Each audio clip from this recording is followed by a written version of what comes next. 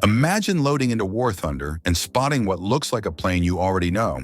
But then you hear the engines roar and think, wait a second, this thing just had an energy drink for breakfast. The Qing has officially been confirmed, and it is one of the strangest aircraft China ever touched. On the surface, it looks familiar, but the story behind it is a mix of upgrades, experiments, and controversy. The Qing first appeared in leaks, and many players thought for sure it would be a regular Tech Tree edition. But then the surprise dropped. It's premium only. If you want to fly it, you need to spend golden eagles. And the community reaction was basically a mix of shock, laughter, and a bit of salt. Some players joke that War Thunder should add a credit card as a secondary weapon for this plane. To understand why this plane matters, you need to go back to its roots. The original version was a Soviet flying boat.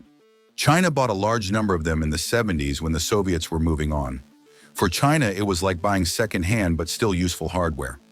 Imagine grabbing a used car that still runs fine as long as you don't mind it leaking oil everywhere. That was the BVF. But after a while, those engines were running out of life. China had a choice: retire them or give them a glow-up. And the engineers decided to go full Frankenstein.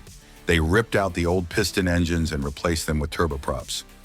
Suddenly, the old boat had a new heart beating inside. It was like dropping a Ferrari engine into your grandfather's truck.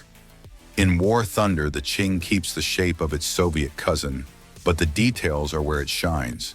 It carries the same torpedoes and regular bombs, but now it can also drop incendiary bombs, which is basically like throwing a barbecue party for enemy bases.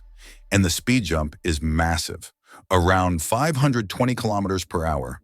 Faster than the original and much scarier when you realize it is still a massive flying boat. Strength-wise, it is not a joke. The new engines give it serious thrust. The bomb load is heavy enough to ruin someone's day. And it has 5 23mm cannons, which means anyone trying to sneak up from the rear is going to meet a wall of angry firepower. Imagine being chased and you flip around to reveal you've been carrying a portable laser light show this whole time. But the Qing is not perfect.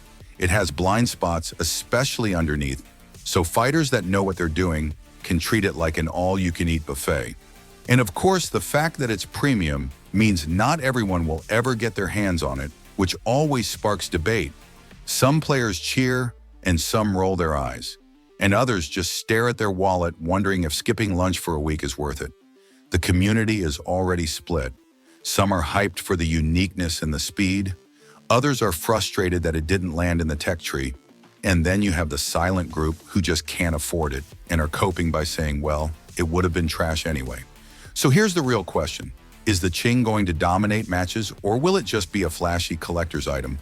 We'll only know once the dev server shows us how it actually performs. But one thing's certain. The first time you see this giant rushing across the sky, you'll probably say, wait, what on earth is that?